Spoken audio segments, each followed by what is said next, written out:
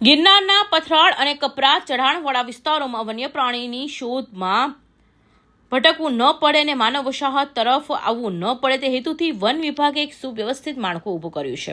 ગિરનાર અભયારણ્યની ભૌગોલિક સ્થિતિ અને વન્યજીવોની વિવિધતા વિશે વાત કરતા એસીએફ સુનિલ પ્રજાપતિએ જણાવ્યું હતું કે ગિરનારની આસપાસનો જંગલ વિસ્તાર વર્ષ 2008માં ભારત સરકાર દ્વારા સત્તાવાર રીતે અભયારણ્ય તરીકે જાહેર કરવામાં આવ્યો છે.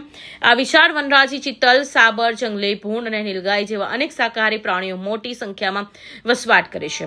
આ શાકાહારી પ્રાણીઓની હાજરીને કારણે અહીં ઇકોસિસ્ટમ જળવાયેલી રહે છે. ગિરનાર વન્યપ્રાણી અભયારણ્ય છે, એમાં કુલ 58 જેટલા વોટર પોઈન્ટ આવેલા છે. એ 58 વોટર પોઈન્ટમાં સોલાર ઉપર ચાલતા વોટર પોઈન્ટ છે, પવનચક્કીથી ચાલતા વોટર પોઈન્ટ છે અને ટેન્કરથી ભરવામાં આવતા વોટર પોઈન્ટ છે. ગિરનાર વન્યપ્રાણી અભયારણ્યમાં કુલ 2 રેન્જ છે અને 2 રેન્જમાં અલગ અલગ રાઉન્ડ આવેલા છે. રાઉન્ડ દીઠ 2 માણસોની નોકરી ગોઠવેલી છે.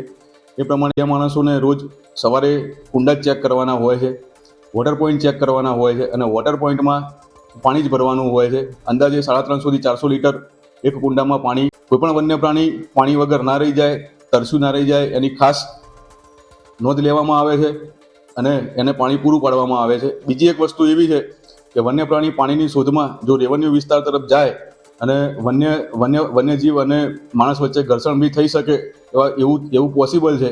એટલે આ પોસિબિલિટી ટાળવા માટે પણ એક અગત્યની વસ્તુ છે કે વોટર પોઈન્ટ ભરવા. ડાલ, મથ્થા, સિંહ અને ચપ્પડ દીપડા જેવા માંસાહારી વન્યજીવોની સંખ્યામાં પણ ઉત્તરોત્તર વધારો નોંધાયો છે. આ તમામ જીવો માટે ઉનાળાના આકરા દિવસોમાં પાણીએ જીવન ટકાવી રાખવા માટેની સૌથી મહત્વની સ્ત્રોત બની જાય છે. ગિરનારના જંગલમાં કુદરતી વહેણો અને નાળાઓમાં ચોમાસા દરમિયાન સક્રિય હોય છે, પરંતુ મે અને જૂન મહિનાની કાળઝાળ ગરમીમાં આ કુદરતી સ્ત્રોત તળિયા છાટક થઈ જતા હોય છે. આ કપરી પરિસ્થિતિને ધ્યાનમાં રાખી જૂનાગઢ વન વિભાગ દ્વારા સમગ્ર અભયારણ્ય વિસ્તારમાં કુલ 56 જેટલા કૃત્રિમ વોટર પોઈન્ટ્સ એટલે કે પાણીના કુંડાઓ તૈયાર કરવામાં આવ્યા છે. વ્યવસ્થા માત્ર નામ પૂરતી નથી, પરંતુ તેને આધુનિક ટેકનોલોજી સાથે પણ સાંકળવામાં આવી છે. કૌશિક પટેલનો report, Hind TV news, Surat.